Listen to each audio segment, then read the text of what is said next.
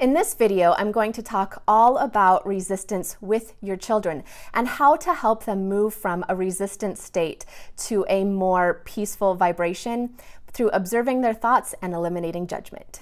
If you like my videos, please subscribe. Also, please hit the bell, because if you want to be notified when my new videos come out, hitting the bell will make sure that you get those notifications. Parents in my community who really want their kids to live a high vibrational life filled with purpose, mindfulness, and joy, they rely on my videos to keep them mindful all throughout their parenting journey.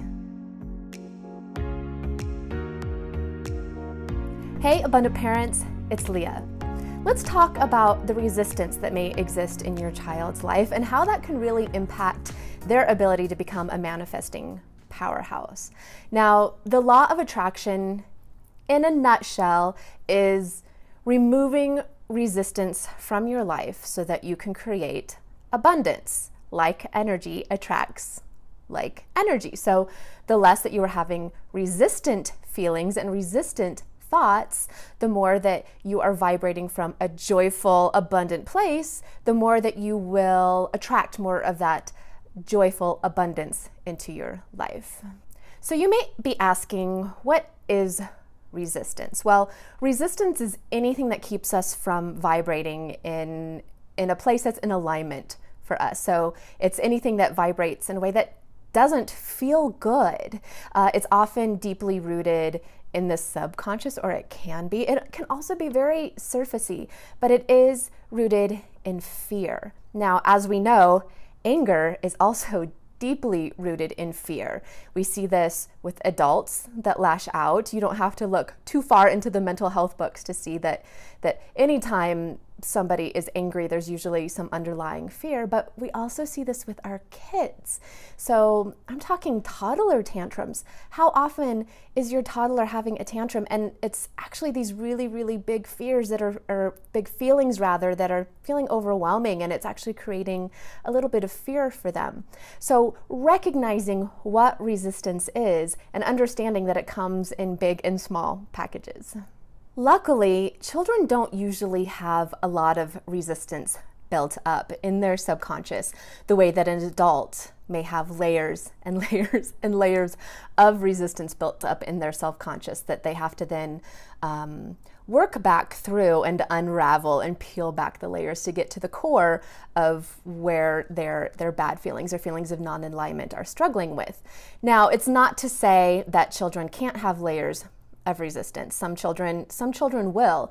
And if you are someone that believes that we are having a temporary human existence in this world and that our soul actually travels back down to earth, or to have this earth experience again and again and again, then there is this concept also that there may be resistance that is that your children is experiencing from other lifetimes, from other soul experiences.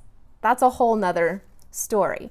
But in this experience, in this lifetime, typically children won't have layers and layers and layers of resistance built up. So what better time to teach your kids to create an awareness of their resistance than now when they're young?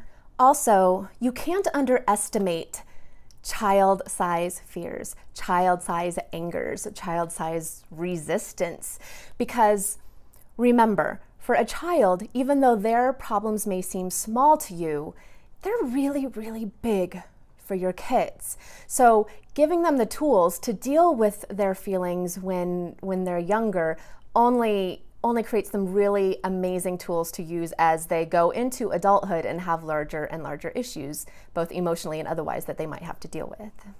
You don't have to do too much reading or too much involvement in yoga and meditation before you begin to learn that you should not judge your emotions and thoughts. It's this idea that you're creating layers of resistance. I keep bringing this word up, but there really are layers of resistance that you can create consciously when you begin to start to judge that you're having a bad feeling. So a good example would be that you are feeling resistance and you're feeling bad, you're feeling angry, maybe you're feeling scared, maybe you're having anxiety over something, and then your inner conversation, your inner dialogue is, wow, I shouldn't be having this negative feeling. This isn't putting me in alignment for the law of attraction. I need to get rid of this feeling.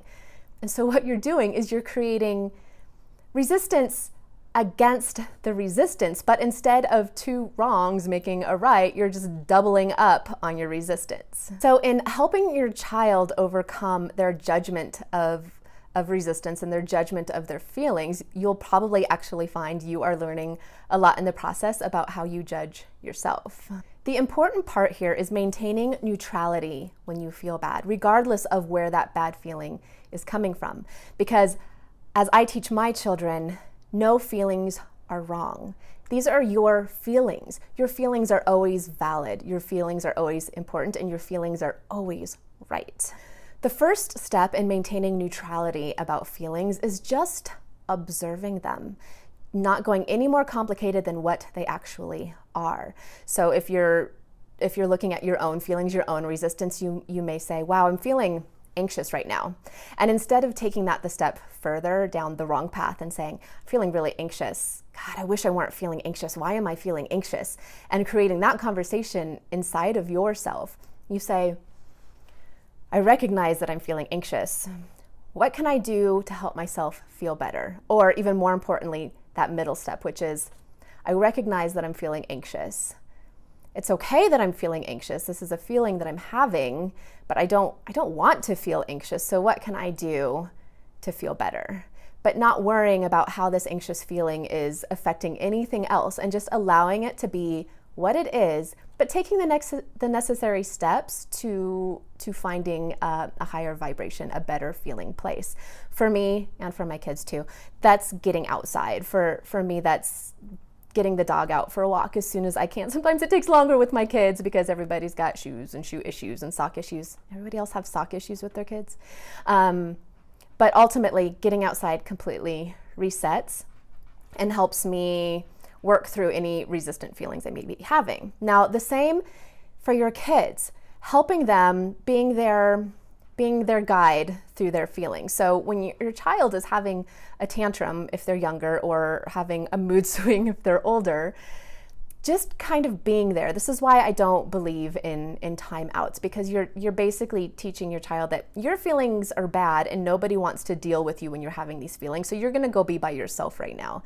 It doesn't feel right for me, and it never has. So when my children are having a hard time, I observe what they are feeling. I say, gosh, it seems like you're feeling really angry right now, and that's okay. Do you want me to sit close to you? Now, more often than not, my child will say, yes, I want you to sit close. And even if they don't want me to sit close, they will give me a place where they're comfortable with me sitting. So sometimes it's in the door frame of their room. They still want to have their energetic space, but they still want to know that I'm accessible if they need me. Now, sometimes you may tell your child, gosh, it seems like you're angry. And I know the older that my daughter's gotten, if she's in a really angry space, she might give me a really sassy response like, duh, do you think? Of course I'm angry. But I used to actually ask her, like, gosh, are you feeling angry? And she just reached a developmental stage where that wasn't appropriate anymore. And she called me out on it. She was like, of course I'm angry. That's a dumb question. And of course, in her angry state, she made a very judgy response. But I learned that she developmentally was ready for a new kind of conversation about her feelings. When your child has calmed down from that very high emotional state stemming from fear, but maybe coming out in the form of anger, it's a really good time to readdress the feelings and the non-judgment of the feelings. So when they are calm and they're ready to reconnect with you, to reconnect with themselves as well, it's a great time to say, you were really angry, and that's okay. Can we talk about why maybe you were feeling angry? And through that conversation, you can affirm again and again, and you can validate again and again that their feelings are okay. You can actually probably get to the root of what the fear was and talk to them about how also that fear is legitimate and valid and okay. Once they are calmer as well, because chances are in the throes of a tantrum, you're not going to be able to get your kid outside for some grounding. But once they've come down a little bit from that, and you are able to have a more rational discussion with them about their feelings, It's also a really excellent time to talk about the tools that they could use to get into a better feeling place. And so when my child has come down from that high emotional state, we've talked about how their feelings are completely okay and how my love is unwavering regardless of how they are feeling. Then we talk about some tools that they can take to just seal the deal on feeling better after that big explosion of feelings. So we might talk about what would feel good right now, and we might list off a few things. Sometimes they're not in a place to really offer suggestions, so I might say, does taking the dog for a walk outside feel good? Does just sitting outside, maybe feeding the ducks, feel better to you? Does just sitting out on the deck and doing some drawing feel good? And I usually give them 2 or 3 options, and I say, what feels good when you think about those ideas? Usually they're able to tune in inside, they're able to listen to that vibration and listen to that intuition about what their feelings need to heal. And they're actually able to usually pick an activity that almost immediately resets them and puts them back in that happy vibration. You can always find me at theabundantparent.com. I have a Facebook group where you can find like-minded parents and receive all of my extra information on Facebook. That is The Abundant Parent Community on Facebook. So looking forward to seeing more of you. Have a beautifully abundant day.